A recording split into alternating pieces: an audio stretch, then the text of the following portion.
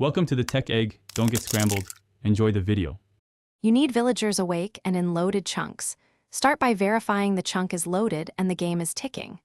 Once done, inspect the villager's workstation and remove any duplicate or invalid job blocks nearby so they can claim the correct site. Make sure you are in the same dimension and within a reasonable distance, otherwise trades won't update.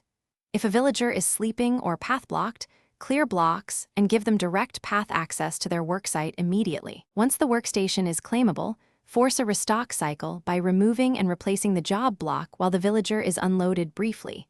This resets their schedule. You should also trade or use a work action to trigger the cooldown. Open trades to check the last restock timer. If villagers are linked to beds or trapped, free their movement so they can pathfind to the site. Also check for nearby hostile mobs or overcrowding that blocks worksite access. Finish by performing at least one trade to start the restock countdown, then wait the normal interval. Check again after a full Minecraft day for completion.